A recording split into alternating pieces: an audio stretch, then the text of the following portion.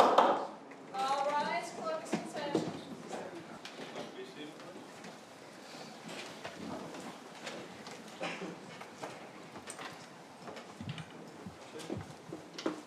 I'm naming the remark for identification as defense one. You know what that is, right? Yes. That's the title that you looked at during the course of your investigation.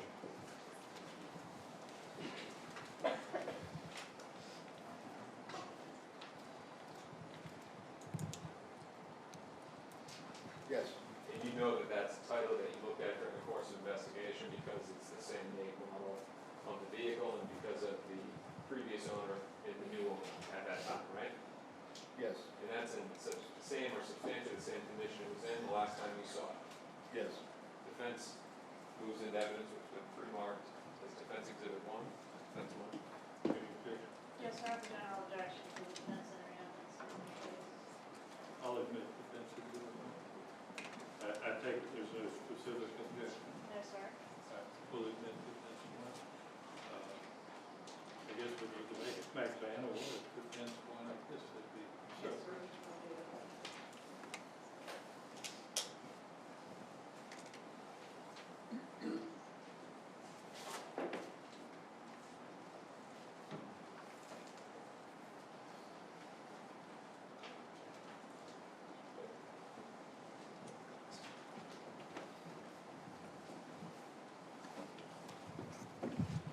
Investigator, can you see this? Yeah. I think so, yeah. Correct me if I'm wrong, right here it says it's $1,700 you paid for the vehicle. Yes. So the only evidence that you have on this Lexus is that it was a legitimate purchase, right? Yes.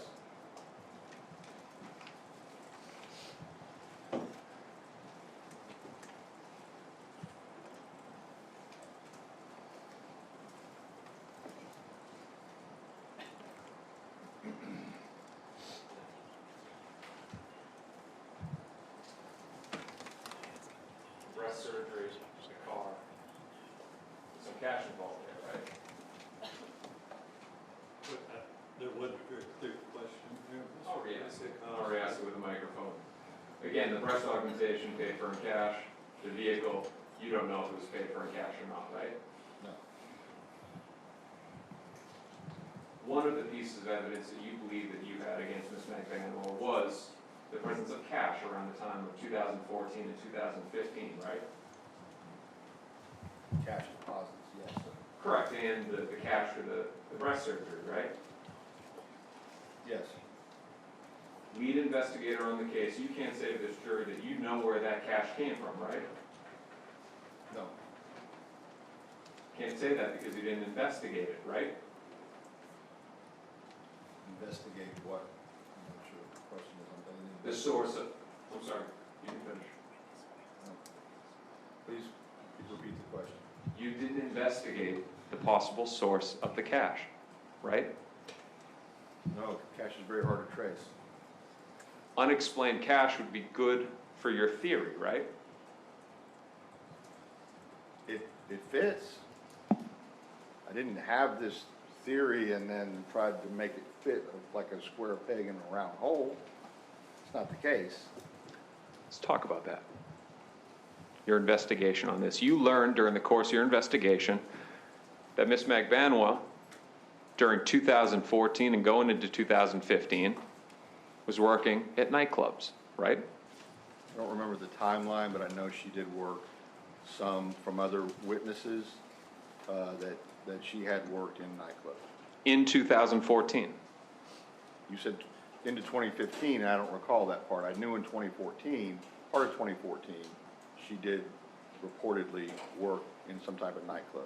And you would agree with me that somebody working in a nightclub doing VIP bottle service may get paid in cash tips, right? Yes. Of course, you investigated this, right? No, I have no way of knowing where. I couldn't find any employment records for where she was. I checked wage and hour. There was nothing showed that she was employed at a particular establishment. You learned that she was working at Hollywood Live, right? I was told she was working at Hollywood Live. There's no documentation to prove she was employed at Hollywood Live. You never subpoenaed any documentation. No, You never went to Hollywood Live. I did not. Never spoke to owners, managers, No, other coworkers. no, You also learned that she moved from this small nightclub to a larger nightclub called Fate, and that she was also working there, right? once again, reported that that's where she was. Nothing to substantiate that. No employment information available through the state wage and hour. Isn't this willful ignorance to not go and investigate it and just assume, well, there's nothing in front of us, so we'll assume that she didn't work there? I checked for wage and hour through the state. There was nothing that indicated that she worked at either one of those establishments. You know that she's working a job getting cash tips, right? Once again, reportedly, she works at these type of establishments. And yes, I know that there's a lot of cash that gets floated around. But as far as a minimum wage or anything along that lines, nothing. Never went to either nightclub. I did not. Never spoke to any owners. I did not. Never spoke to any managers. I did not. And in your words, not doing that was an oversight. I never said it was an oversight. Do you not remember if you ever said it was an oversight? I don't recall saying that it was an oversight. Page 111, lines 3 through 18. Would it help you to take a look at your deposition? Sure.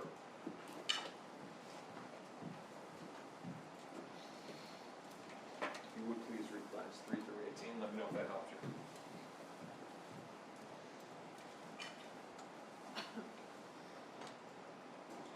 Okay. Not going to those clubs was an oversight, right? My answer to your question in deposition was, it was just an oversight, if you want to call it that. Okay.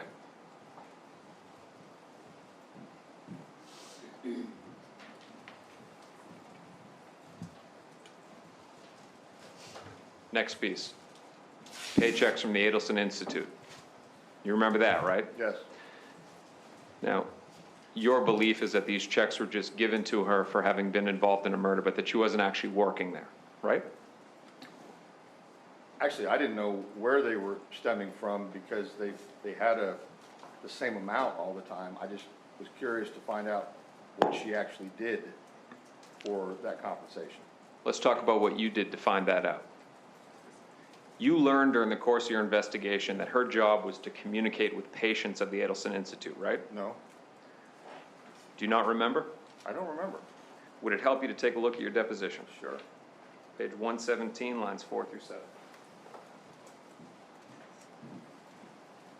Please take a look at lines 4 through 7. It'll help you.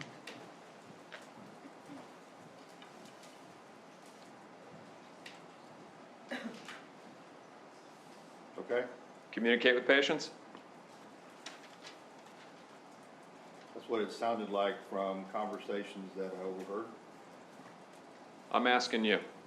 You learned during the course of your investigation that her job at the Edelson Institute was to communicate with patients, right? I'm saying that I heard secondhand through a conversation that hasn't been entered, I'm sure, yet into this court, but it sounded like that she had some type of communication with patients.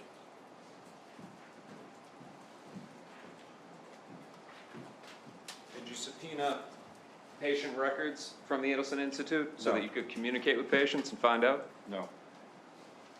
What about going down to the Edelson Institute and waiting for patients to come out and talk to them and ask them, have you ever spoken to Catherine McBannel? I did not ask any patients that, only employees that were at the institute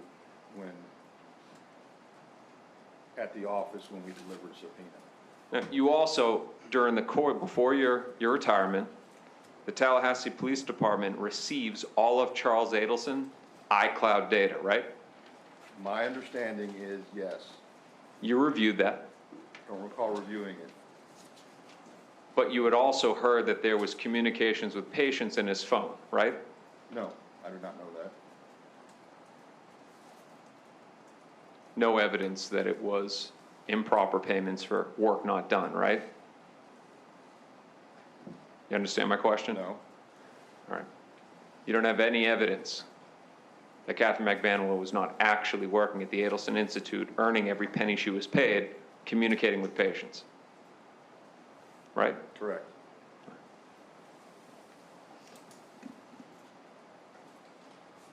Let's go back to Luis Rivera.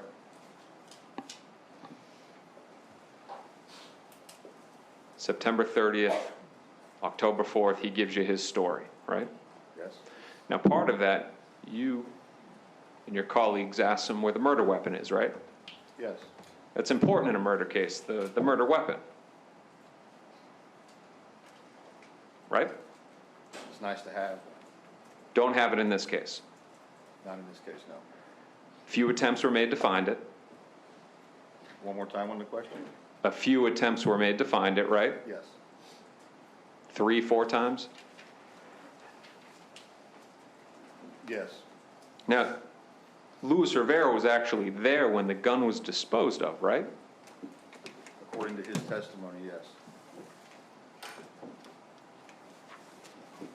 But he was never able to give you the location. He provided possible locations, but a firearm was never recovered at those locations. Possibly he didn't want you to find it. Very possible. Now, at some point, he draws you a picture of the bridge where he believes that it was disposed of, right? Yes, he did a hand drawing. I'm handing it from 3 marks defense 2. You know what that is, right? Yes. That's a drawing done by Luis Rivera. Yes. And you know that that's a drawing because you were in the room on October 4th when he handed over to you. Yes. And that's in substantially the same condition it was in the last time you saw it. It looks like a copy, but it doesn't matter. Defense moves in with 3 marks as defense 2. Any specific objection? Nothing other than the general objection, Judge. Nothing other than the timing of it? Yes, sir. Right. I'll admit defense 2. The McBanwell.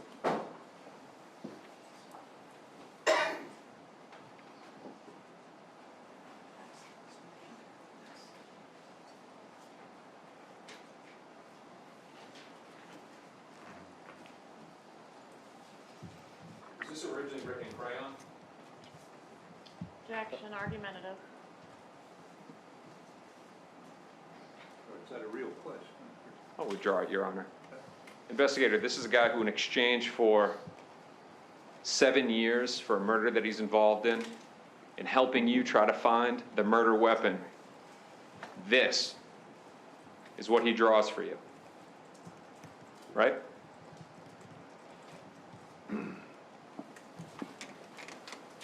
During the October 4th interview, he voluntarily supplied this, stating that he drew it the night before. He was not asked for this, he voluntarily provided it.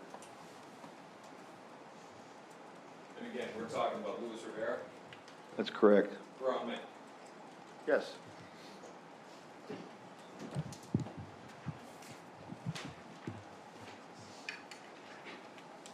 Change gears a little bit. Juan Marcos Vega. Did you ever do any investigation into Juan Marcos Vega? Let me withdraw that question. You never investigated Juan Marcos Vega, right? Correct. You were never even given that name. I don't readily recall the name. Last topic. Talk about evidence of innocence. Luis Rivera and Sigfredo Garcia are arrested May of 2016, right? Yes. Lots of media, right? Yes. You would agree with me that this is one of the biggest media cases in Tallahassee history. One of, yes. And that media has gone beyond Leon County, all over the state, all over the country. From my understanding, yes. And all that media talked about Catherine McBanwell, right? And I think everybody was talked about, from my understanding. She didn't flee, right? No. probable cause affidavits, and again, that's what you write to get a warrant signed by a judge to arrest somebody, right? Yes, Probable cause affidavits for Catherine McBanwa were leaked to the media, right? my understanding was yes. Summer of 2016. I don't recall the time, but I do know that there was some type of, from some place, there was some type of press release or leak, however you want to call it. For first-degree murder. That's the charge, yes. She doesn't flee. Do you understand the question? She doesn't flee? You're asking me, did she flee? She didn't flee, right? No. Sometime after that, television show called 2020, a very popular television show, did a special on this case, right? Object to relevance. Sustained.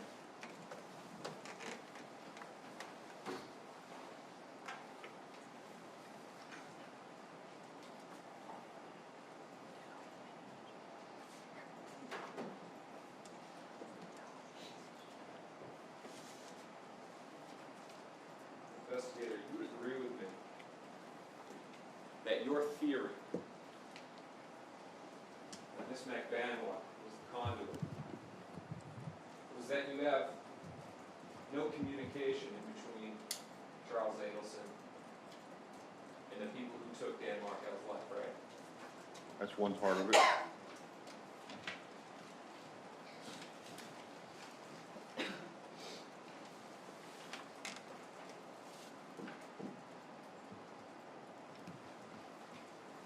Was it not that during this investigation it became evidence a conspiracy likely existed between one or more members of the Edelson family and the current defendants, Sigfredo Garcia and Luis Rivera, and that it must have gone through Catherine McBanwa? Since there is no evidence directly linking Garcia and Rivera to any of the Edelsons? That sounds accurate, It sounds like your words, right? yes. So during this trial, we're able to establish that there is communication in between those parties, then you would agree with me that Catherine McBanwa was not involved, right? No. Nothing further, Judge. Redirect.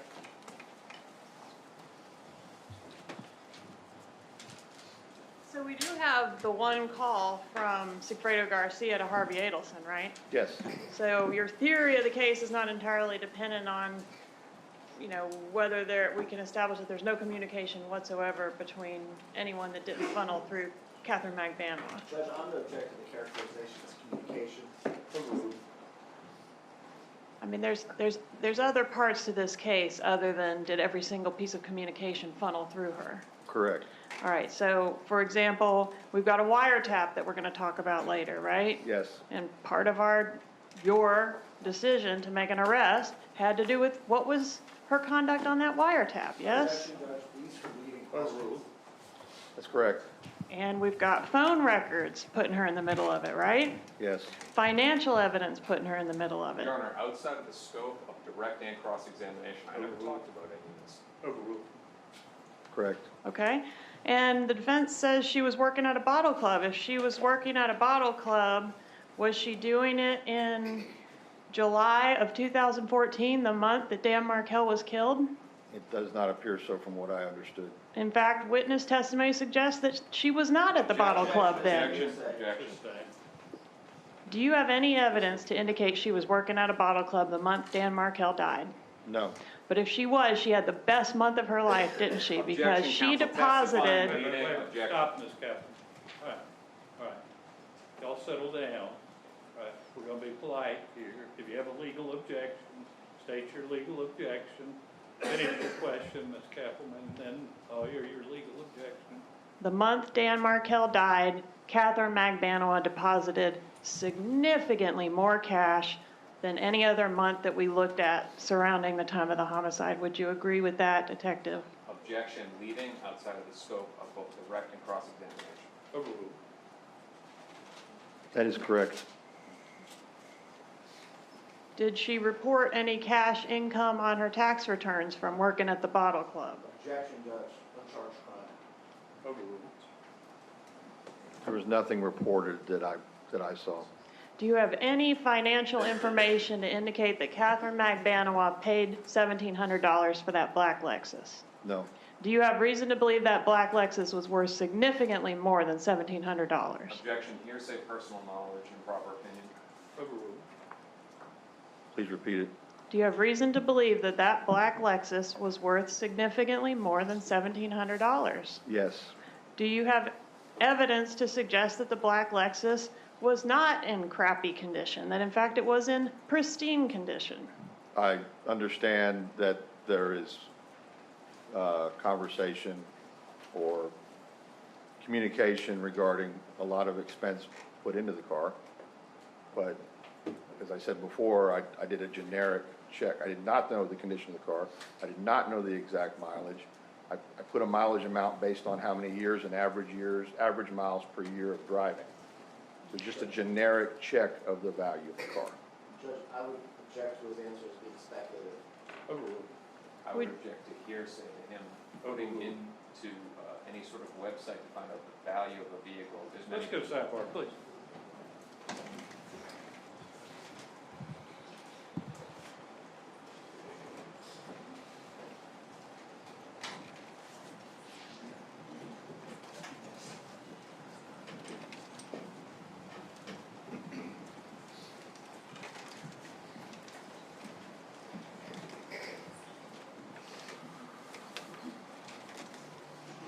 Do you have any evidence that Ms. Magbanowa had any contact via phone or otherwise with any patients of the Edelson Institute? No, And there was a period of time, a significant period of time, that law enforcement was listening to her phone calls, yes? correct. Do you have any evidence that Catherine Magbanowa ever was physically present at the Edelson Institute? None. But she began receiving paychecks from the Edelson Institute 2 months after the homicide. Yes, And you asked the employees there what it was that she did. correct. And as you sit here today, you cannot tell this jury what it was, if anything, that she did to earn that money. Objection, hearsay. I beg your pardon? Objection, hearsay. Overruled. But they did not have any type of, they did not obtain any type of job classification or responsibilities from the employees at the office that I went to. Did you request a copy of her employment file? Yes, Did you receive that? no. All right. Did you receive any documentation from the Edelson Institute? I received a listing of checks paid to Catherine Magbanowa by the Edelson Institute. Was there a application for her applying for a position there? No, Was there any kind of tax documentation? I did not receive that, no. Was there any type of description of her duties or the position that she was hired to do? No.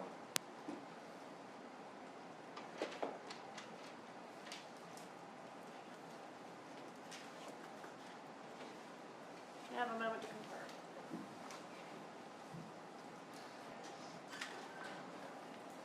Nothing further. Any juror have a question of this witness? Write your question down, go sidebar.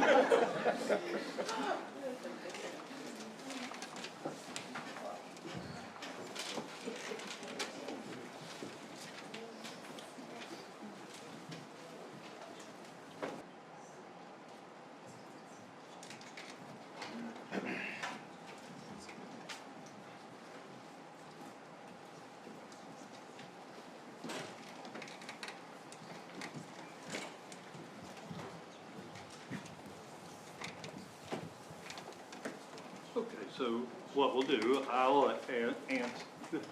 ask the questions that have been approved of the witness.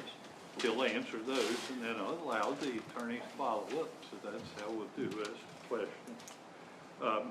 You had mentioned some identifying characteristics of the Prius. I believe you listed three things. Were you ever able to actually confirm those actually on the car or from some other source after the fact? Can I answer freely? Yeah, certainly. The subsequent investigation found that by the time we had tracked the car down to the hybrid rental place, they had sold the car. The car had been sold to a locksmith company in Miami. The car was tracked down, but it had already been painted. I believe both mirrors had been replaced. Of course, it has a new sun pass, because there's a lot of tolls down there in the Miami area. So it had been changed, but the tag and the vehicle identification number matched what was provided through the sun pass records of Florida Department of Transportation.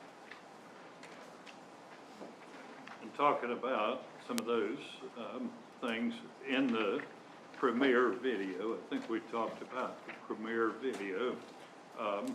Can you tell whether you have this black side mirror in that video?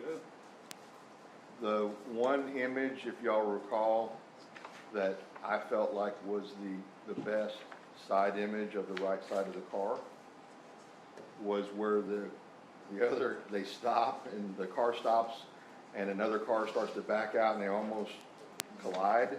I mean, it was very close. I thought that's the best image, and if you play with the tinting of how much color is on the screen, it's apparent that mirror on the side is black as opposed to the other mirror, which is the same color as the rest of the car. One of the jurors, apparently it was of the belief that they had seen a sticker on the back right-hand side of the Prius. Do you remember seeing anything like that? I don't recall that. The only, the best image I would think would be when the bus was directly behind the car at the stoplight on Thomasville at Metropolitan. I don't recall any stickers on the bumper area or any place on the backside. If by chance there is, that was never identified. No. Okay. And why was it that the first interview with Ms. Rivera was not recorded? The state attorney's office, it was determined by the state attorney that the first interview that we did on the 30th, because it had a lot to do with what possible sentence Rivera would get for his cooperation, that was decided that it would not be recorded. It was monitored. I do recall it was monitored by members of the state attorney's office, but in other words, the camera's on, but there's not being recorded. And subsequent to that, what discussions with Mr. Rivera were recorded? That took place on, actually we went to interview him initially at the Coleman Federal Prison in Central Florida. That was recorded. There was another recording. That was before September 30th? Yes, that was in May. That was in May. All right, and then after this one that we're talking about? But then, well, I was going in order. That's good. There was one then. There was one several days later at Coleman. Again, very brief. It was almost over with as soon as it started. And then the reporting happened on October 4th. Right. And what about when you were driving around with Mr. Rivera? I think you said you went out with him on September 30th. September 30th, he directed us, myself and other agency members, to the route that he and Garcia took. And he showed us how he got to the house, and he pointed out different things. There is recordings during that time. It's on a body camera that I was supplied with before we started. And I was told when it started, don't wear the batteries out.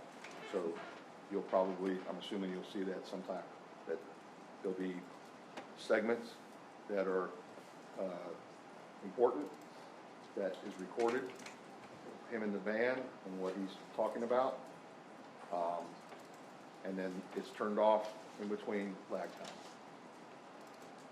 And you made reference to wage and hour information. What were you referring to? The state, and forgive me, I believe it's the state of financial, I think it's the state finance department, I probably butchered that. But anyway, they keep track of everyone's, you know, if you're employed by any entity in the state and they take out Social Security tax, Social Security, anything like that, it is reported to this agency. And it's very common for law enforcement when seeking employment for someone to contact that agency, and it shows, gives a printout where the people were working, what quarters of the year they worked at different places.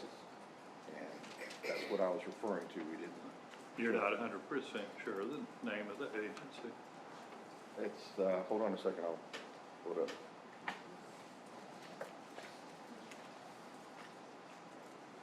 It's the Florida Department of Financial Services, and it's just simply it simply shows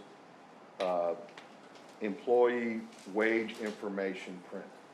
So if you worked in the fourth quarter of 2014, it shows where you worked in that quarter, multiple jobs, whatever. The first quarter of 2015, it shows where you were working there. If you were employed, not cash, but you know, you're on the payroll. Ms. Kaplan?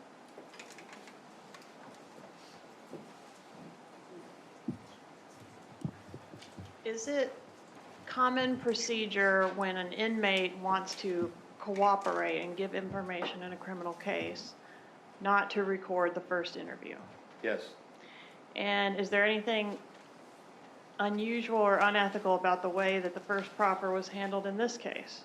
No, And you were present for that? I was. Okay. And it was the idea to get the basics of what it was that Mr. Rivera had to say and then have an opportunity to check it out before we made a decision whether we were interested? Yes, because you don't know what a defendant's going to say. You want to be able to verify as much as possible. I mean, you just can't take a person's word for it. We have to compare it with the other evidence in the case. Correct. All right, so if, for example, Mr. Rivera would have said, I wasn't there, I've never been to Tallahassee, I don't know what you're talking about, that would have been a pretty short meeting. Yes. Okay. And at any time during that proffer or any of the interviews that you were present for, did I or any member of my office or law enforcement suggest to Mr. Rivera in any way what it was that he should be saying? Objection, Judge, improper bolstering. Overruled. Not to my knowledge. Did anybody, me or any member of my team or law enforcement, suggest to Mr. Rivera's lawyers at any time what it was that Mr. Rivera should or needed to say? No. No further questions. Garcia? Yes, sir.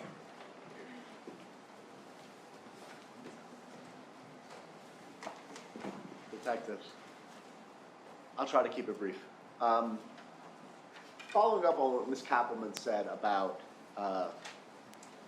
whether or not she personally influenced Luis Rivera's testimony, or whether she personally influenced, or anyone from the state attorney's office personally influenced or attempted to influence the Collinses, which were his attorneys, correct? You remember her just talking about that? Yeah, I remember. Now,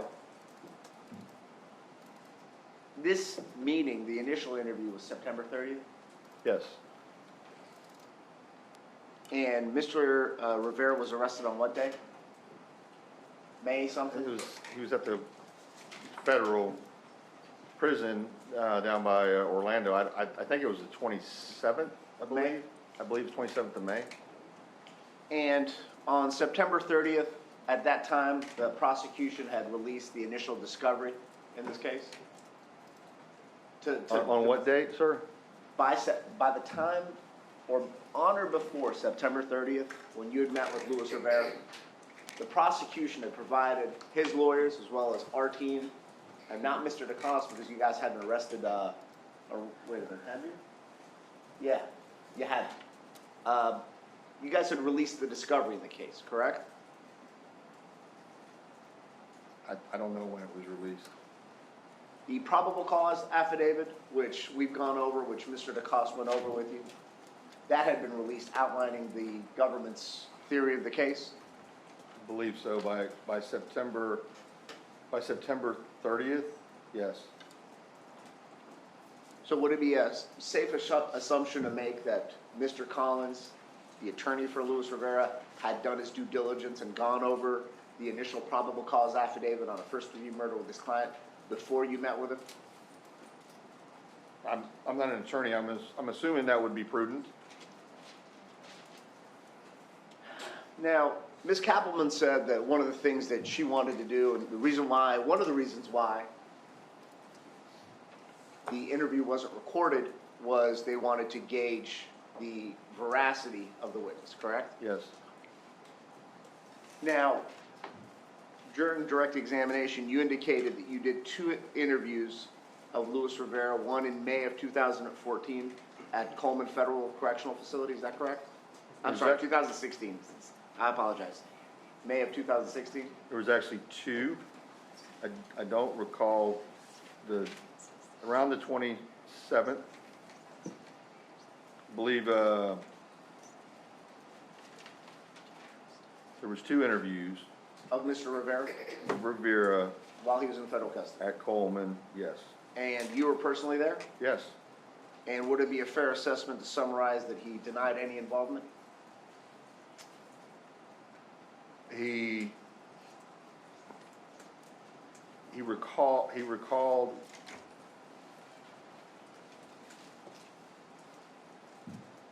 on. eventually recalled, go ahead. I'm sorry. Did he give you a confession in his May No. interview? No. Did he distance himself and pretty much say I had nothing to do with it? Yes. June, July, August. 4 short months later, his story changes. Right? Yeah, substantially. Yes. And on September 30th, when you have your first interaction with him, it's not memorialized on surveillance, correct? No. And one of the reasons what I just heard for the first time was that there were plea negotiations that were going on between the government and Luis Rivera during this interview. I don't have any knowledge of that. Were you present when the government was in plea negotiations with one of the Collinses during that interview? On the 30th? Yes, sir. I wasn't in a room where there was any plea negotiations. I was never present for any plea negotiations. Were you aware that plea negotiations were going on? I was notified on the 29th of September that Rivera and his attorneys agreed to a cooperative, proffered interview the following day, on the 30th. That's what I did. I went there on the 30th. And before that day, would it be fair to say that no specific term of imprisonment had been agreed to? I don't have any knowledge of any term, or I didn't know what his sentence was going to be or any type of that, anything like that. Did the state attorney's office consult with you with regards to the factors of the deal you guys gave Luis Rivera? Can you specify what you're Sure, talking no about, problem. factors? Did the state attorney come up to you and you go, Detective Isom, are you okay with 7 more years after he does his federal sentence if he No. cooperates? No.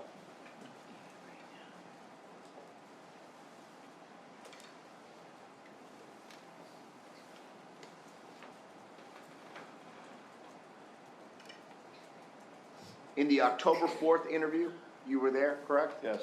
And it was all recorded on video? Yes. Was there any portion of communication between law enforcement and Luis Rivera and/or his attorney that wasn't memorialized on that day? Between who now? Between law enforcement and either, well, let's start it like this. Was there any portion of that day where there was interaction between law enforcement and Luis Rivera that wasn't memorialized on camera? Judge, I'm going to object us getting far afield of the limited purpose of this inquiry. I don't recall anything outside of, I don't recall any contact with defendant Rivera outside of the room where the recording was taking place. Was there occasion on that day, on October 4th, where you had communications with Luis Rivera's attorney, Chuck Collins, and you were discussing Luis Rivera's testimony before the cameras turned on? I sustain the objection. That's outside the scope of the jury question. Move on.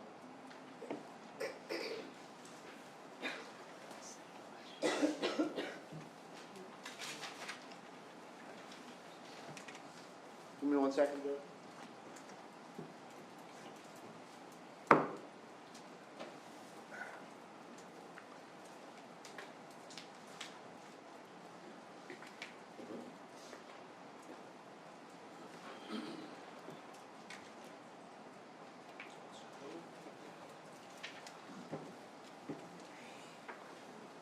Detective Isom, do you recall whether or not the body camera that you wore on September 30th was an Isom camera?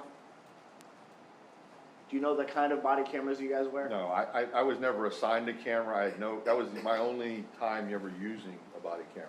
I didn't wear it, I held it in my hand. That was what was available, that was portable. That's what we decided to use from leaving Jefferson County Jail. The I don't know- purpose I don't know of the brand, or I just know how to, I knew how to turn it off, and I was reminded several times, turn it off or you'll have dead batteries, so. and thank you. I'm sorry, I didn't mean to cut you. Are that's you all right. finished, sir? Yep, And the purpose of this, how long was your car ride with Luis Rivera that day? on which day? When you guys went looking for where he told you he had disposed of the gun, correct? He actually said that Garcia disposed of it. Of course he did. But Mr. I apologize, Judge. I withdraw that statement. Disregard defense attorney's comments. So the purpose of the ride that you took with Luis Rivera was to attempt to locate the firearm used in the murder of Dan Markel. I want to clarify, the second time, we took Rivera in the van on the 30th, after his unrecorded proffered interview, to show us which route he took. Part of that was to confirm what he was saying. We knew from the video surveillance some of that route that they took. He actually showed us something that we didn't know, that I didn't know during that ride. That was the first ride that was recorded. Well, On the Detective, what did he show you that you didn't know? He showed us where he parked at one point, on a day before the actual homicide. And where was that? Guyton McCord Park. Spell that for me. I believe the first name is G-U-Y-T-E, and the last is M-C, capital C-O-R-D. It's on Armistead Road. If you turn on Armistead, you can get to the Markel residence from a back route, instead of going all the way down to Benton like the Prius did. Is that through the wooded area? Well, it's, you just turn left on if you're going south on Thomasville, you just turn left on Armistead. And there's a park there where people can walk, there's a walking path. Yeah. Goes behind the houses along Trescott. And okay. So what I'm talking about, and I appreciate you educating I just me. wanted to verify for the jury that there's more than one ride with a recording device. Well, I appreciate you doing that. What I'm talking about is the ride you guys took to attempt to locate the firearm that was used in this homicide. Okay. Okay? Now, the homicide happened at around 11 a.m., correct? Yes? And it's about a 6.5 hour drive, maybe 7 hours back to Miami. Objection outside the scope. I'll let you ask a question or two, but let's get to something that relates to the juror question. Of course. You were looking for the firearm. Did you ever find a firearm during your search? That's outside the scope of what was asked. Recordings, that's what we're talking about, Mr. Sangaday. You have a question about recordings? Judge, I'll reserve the right to recall Detective Isom another time. Thank you. All right, thank you. Mr. DeCosta? Real briefly, Your Honor.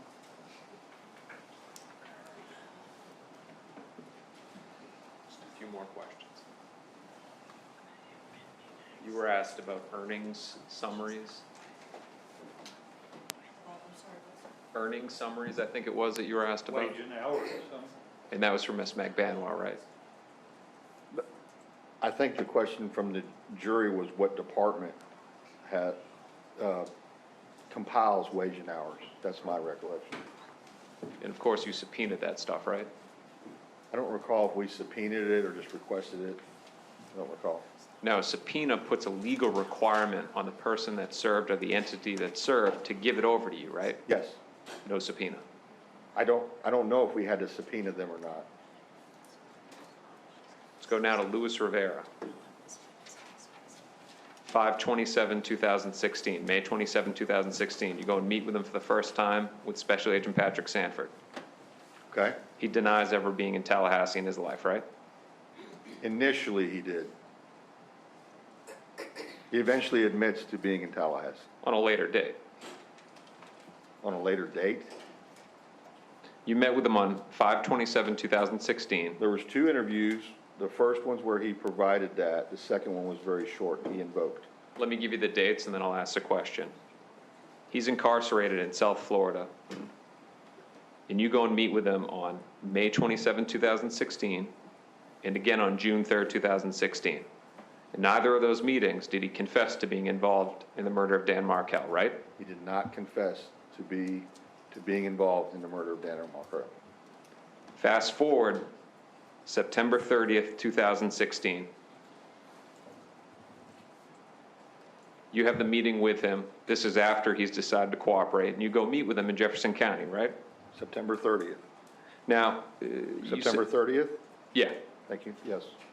Now, you said that you were told not to use the camera too much because you'd wear out the battery. On the van ride, yes. Okay. And you had the camera on you. You could have recorded on September 30th, but there was a concern about the battery life, right? The body camera with the battery came up after, we had the jail has their own video system. We don't need a little body camera. I needed something portable for the van ride, and that's what was provided to me. What I'm asking you for is you had the means with which to record him in that meeting. And I'm asking you about the battery because, as you said during my cross-examination, this is the biggest case in Tallahassee history. Nobody could grab some extra batteries, record that interview. The interview in the jail Yeah. was decided by the state attorney's office that it was not going to be recorded. So let's go into that. You worked for Tallahassee Police Department, right? Yes, That is not the Leon County State Attorney's Office. You're your own entity, right? yes. You don't have to answer to them. Well, sometimes you do. Legally, you do not have to answer to them, right? No, legally I do not. You could have recorded that if you wanted to. Yes, Now, you wrote a report about that interview with Luis Rivera, right? yes, Dated December 6, 2016. Right? okay, yes, So a little over 2 months, you spend drafting this report, talking about what he said in that interview room, right? yes. Now, a moment ago, you said that, well, the reason why it wasn't recorded is because it talked about a deal and, the state attorney's office, what they want us to do. You gave an explanation to the jury. None of that's in your report, is it? I don't know, I'd have to read it. You want me to read this whole thing, or Please. it'll take a while? All right, we'll take 10 minutes, let the jury step out.